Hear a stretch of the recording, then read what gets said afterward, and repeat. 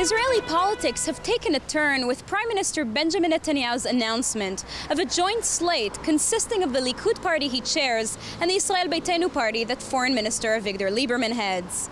The merge came as a surprise only a few months ahead of the expected Israeli elections coming up this January 2013. The newly formed joint list for the elections has been titled Likud Beytenu. The goal of the joint effort is clearly to create for the first time in many years in Israel a strong central party which will have over 40 members of the Knesset, which will be by far the largest party in the Knesset and much larger than any other parties. It'll then be clear that this party will be the basis for the establishment of a government and be able then to rule for 4 years as a government, not dependent on a large number of small sectorial parties, which can each one raise various demands, which makes it almost impossible to run a serious government. The merger, which was the talk of the week in Israel's political realm, was approved by the vast majority of the Likud Central Committee on Monday night. Netanyahu expressed certainty that this initiative will bring his party and the right-wing faction much closer to victory in January's elections. But he also noted that it will serve as a first step towards changing the Israeli system of government, which has been the topic of discussion for quite some time now. I think it's a very positive development, specifically in the case of Netanyahu and Liberman, but also as a general development in our political landscape. I think that this unification will add to stability and the ability to govern in a more effective and efficient manner.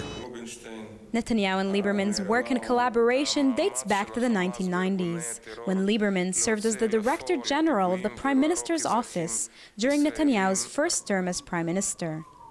Liberman then formed his own Israel Beytenu party, which initially appealed to many Israeli voters from the former Soviet Union. And though he is often viewed as a hawkish figure and extreme rightist politician, some people claim this is just a facade. The claim that Mr. Liberman is much more extreme than the Likud, in my opinion, is incorrect. You have members of the Likud, I don't want to mention their names now, but they're known, members of Knesset in the Likud, in my opinion, who are more right and more extreme than Mr. Liberman, certainly a member of his parties. There are issues that he's more extreme in, there are issues that he's more pragmatic in. Liberman, he looks like a bear, but he's actually can be very intellectual. When he says something, he learned this, he make homework before he open his mouth. Actually, I didn't know who to vote this year. If he would stay in Israel Beytenu, I would vote for him. So this combination together, I like it. However, some Israelis fear that the menage of Liberman and Netanyahu running together for the next government is a recipe for trouble, since they feel that little progress has been made with the two thus far as acting Prime Minister and Foreign Minister in this current government. I think the coalition between Bibi and Liberman is it's very sad and it's a nightmare, and I'm worried. What is the future? What's about the peace? There is no peace process. There is nothing, nobody talk about peace anymore. Nobody talk about the future for the children. And so the question on the streets of Israel remains, who does this political move benefit?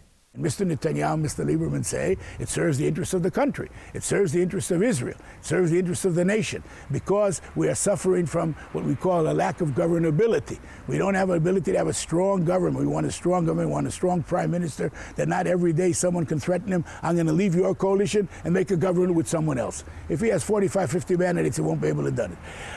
Many people say it serves the interests of Mr. Netanyahu, because it will guarantee that he will be called upon the president to form the next government, because he'll have the largest party for sure, and that this guarantees that in the next 4 years he will be prime minister.